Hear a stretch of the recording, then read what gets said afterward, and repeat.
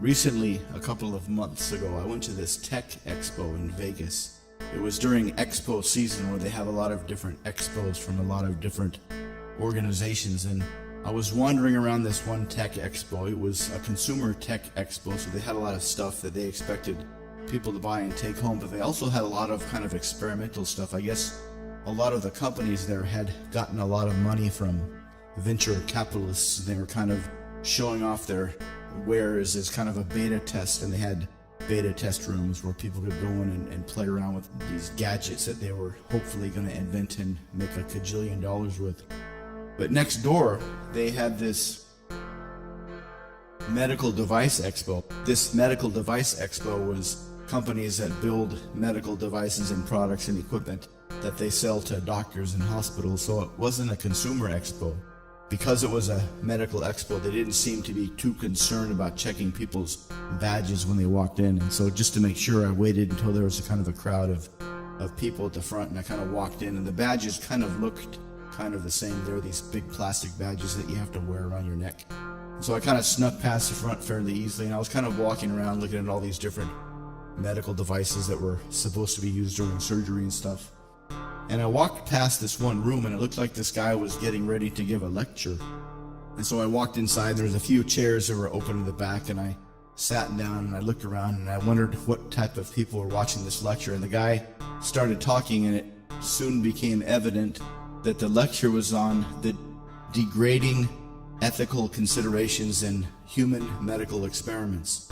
And the guy was saying that, or he started off by saying that way back in the 50s and 60s, the ethics of medical experiments on people were extremely high, mainly because of what happened in Nazi Germany.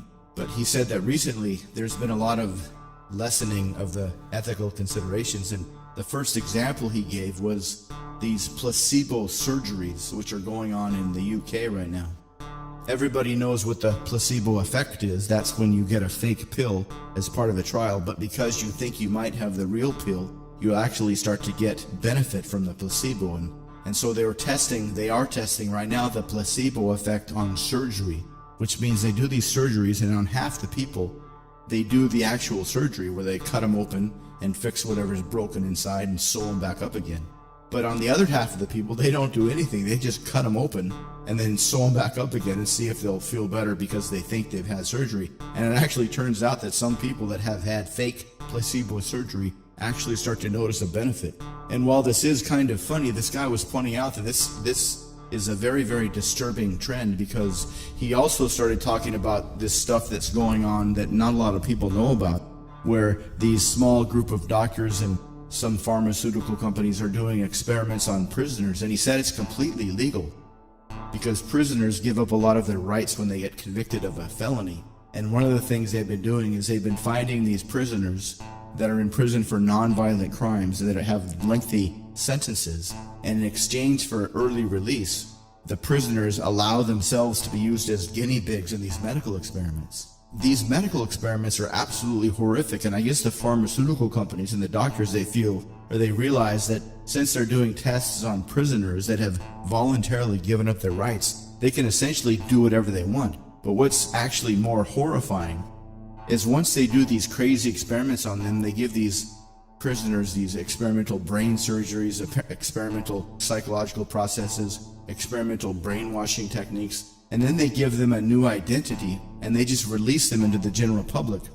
And they implant them all with a GPS chip so they can watch them as they live in the general public. And part of the study is to see how they behave around normal people. But the problem is some of these guys turn into serial killers and rapists and pedophiles. And so a lot of these criminals that are re-released into society that have given a fake name and a fake ID, they're doing these horrific crimes, and the pharmaceutical companies and the doctors are simply letting it happen. And that's what this guy's whole point was, that pretty soon the doctors and the pharmaceutical companies, which are getting more and more powerful, they're going to essentially take over control of the government. And they're going to start to use the lower class citizens as essentially guinea pigs to create expensive drugs and surgeries and procedures to sell to the upper class citizens.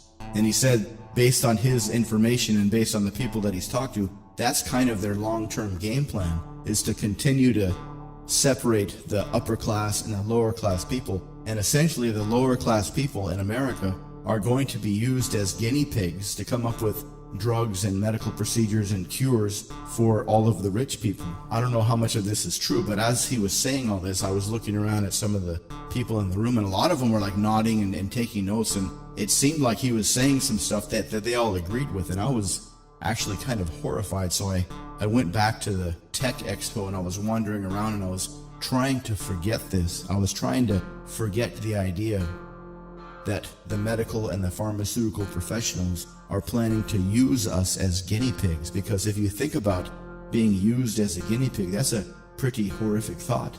If you imagine that somebody comes to your house and takes you and does a medical experiment on you and then releases you back into the public with a different identity, that is a very, very horrific thought. So as I was wandering around the tech expo, I was trying very hard to forget all of this, to forget that I heard what I heard, to forget what I had seen. And I spent my time focusing on this tech expo. But my next problem was I was really having a hard time not to buy everything I saw, because some of the stuff they had at that tech expo was really cool. Some of the things these companies are developing with their venture capital money look really cool. And one of my weaknesses is buying shiny new objects, and so I purposely went to the tech expo without any credit cards or without a lot of cash, so I wouldn't buy everything I saw.